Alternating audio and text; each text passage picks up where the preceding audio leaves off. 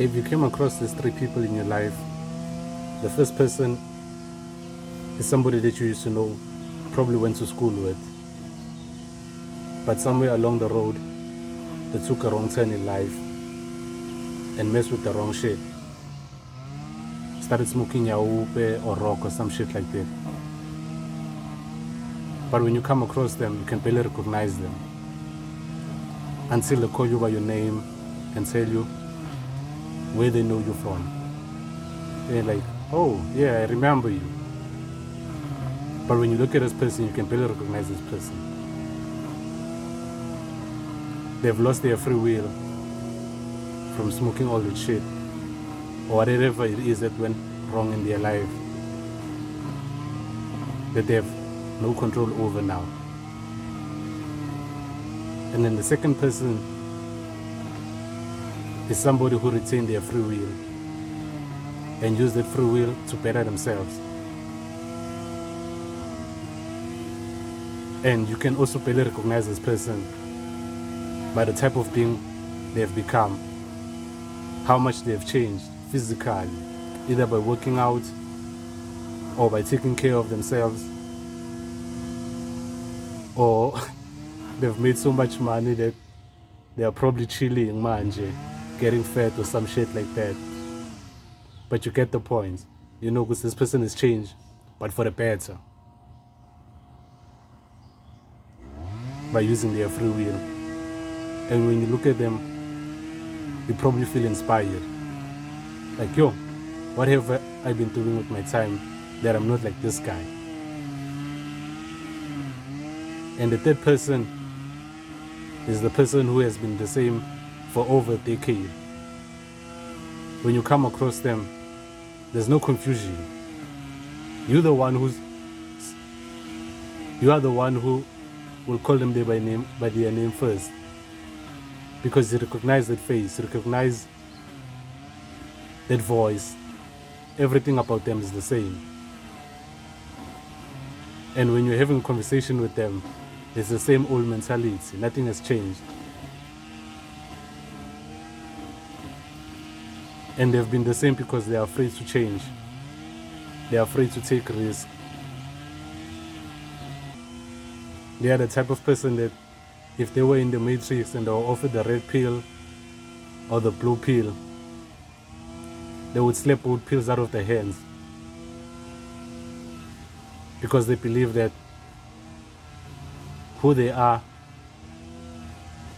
is who they should be forever. They are afraid of change.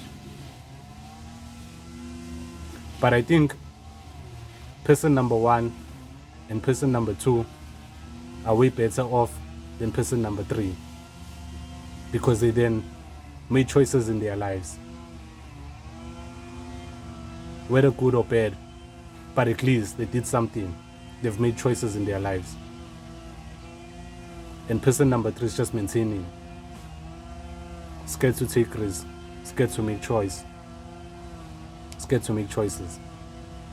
because they're scared of being wrong.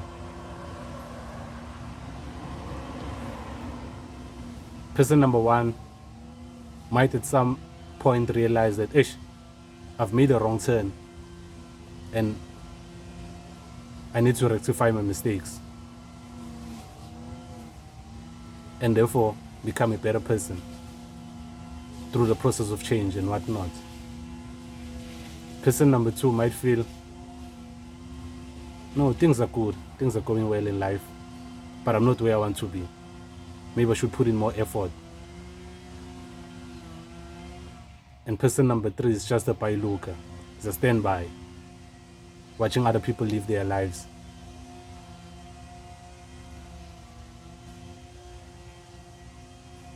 I think person number one and person number two are the better people in the story. So my advice to you today is, between the red pill and the blue pill, choose one. Because no pill is no option. That's what life is all about. Life is about choices. It's about options. And you need to pick. You need to pick something. You need to pick one. Otherwise, life will drag you by the nose, by your ears, and you're not going to like where you will find yourself 20 years from now. Because person number one might not like themselves where they are after 5 years and spend the next 5 years rectifying their mistakes. Person number two might spend the next 5 years improving their state. Like, I've come this far, but I can go further. And person number three is still watching. It's like, hey, this person did fucked up. Like, hey, I wish to be like this guy, but I'm not making any moves. So the point that I'm trying to make today is take risks, take chances. There's no such thing as maintaining. Life is forever moving. Life is forever moving. Now we grab your shit and start moving. Slow progress is better than no progress. Get rid of Bantu Bazotsini syndrome. That shit will keep you stuck forever. Red pill or blue pill, the choice is yours. No pill is no option.